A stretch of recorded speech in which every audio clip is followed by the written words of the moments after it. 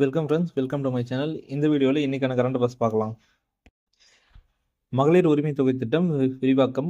கலைஞர் மகளிர் உரிமை தொகை திட்டம் 2023 செப்டம்பர் 15ஆம் தேதி ஸ்டார்ட் பண்ணாங்க. இது எந்த மாவட்டத்தில் ஃபர்ஸ்ட் ஸ்டார்ட் பண்ணாங்கன்னு பார்த்தீங்கன்னா காஞ்சிபுரம் மாவட்டத்தில் தான் ஃபர்ஸ்ட் ஸ்டார்ட் பண்ணாங்க.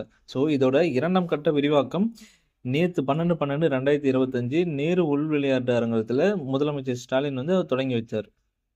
இதன் மூலயமா 16,94,399 பயனாளிகள் புதுசாக சேர்க்கப்பட்டிருக்காங்க. இந்த விழாவோட தலைப்பு என்னன்னு பார்த்தீங்கன்னா வெல்லும் தமிழ் பெண்கள். அந்த தலைப்புல தான் இந்த மகளிர் உரிமை தொகை திட்டம் விரிவாக்கம் விழா நடைபெற்றது. அடுத்தது பார்த்தீங்கன்னா 3.38 லட்சம் பெண் குழந்தைகளுக்கு கருப்பை வாய் புற்றுநோய் தடுப்பூசி திட்டத்தை அடுத்த மாசம் ஸ்டார்ட் பண்ண போறாங்க. இந்த திட்டத்துல HPV தடுப்பூசி தான் பயன்படுத்த போறாங்க. இந்த திட்டம் முதற்கட்டமா அரியலூர், பெரம்பலூர், திருவண்ணாமலை, தருமபுரி 4 மாவட்டத்துல தான் ஸ்டார்ட் பண்ண போறாங்க. 16% பொருளாதார வளர்ச்சியுடன் தமிழ்நாடு முதலிடம். RBI பார்த்தீங்கன்னா அறிக்கை கொடுத்திருக்காங்க. இதுல பார்த்தீங்கன்னா 2024-25 நிதியாண்டில் 16% பொருளாதார வளர்ச்சியுடன் தமிழ்நாடு வேகமாக வளரும் மாநிலமாக உருவெடுத்துள்ளது. முதல்ல பார்த்தீங்கன்னா 3 ஆண்டுகளுக்கு முன்னர் குஜராத், கர்நாடகா, மகாராஷ்டிரா தான் ஃபர்ஸ்ட் முதல்ல இருந்திருக்கு.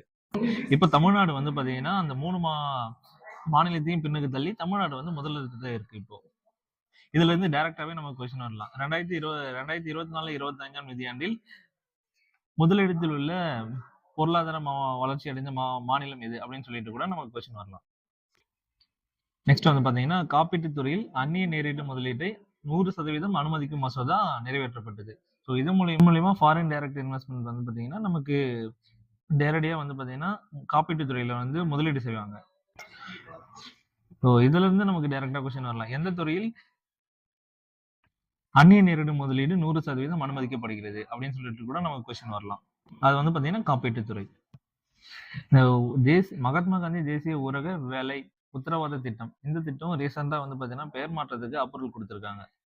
இந்த மகாத்மா காந்தி தேசிய ஊரக வேலை உத்தரவாத திட்டம் 2005ஆம் ஆண்டு ஸ்டார்ட் பண்ணாங்க.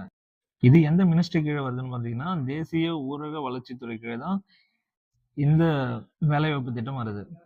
இப்போ இந்த திட்டத்தை பூஜ்ய பாபு கிராமப்புற வேலை வாய்ப்பு திட்டம் என பெயர் மாற்றம் பண்றாங்க. அது இல்லாம 100 நாட்களா இருந்த வேலை நாட்களும் 125 நாட்களா மாத்துறாங்க. இந்த பூஜ்ய பாபுன்றது மகாத்மா காந்தியோட இன்னொரு பேரு தான் இது.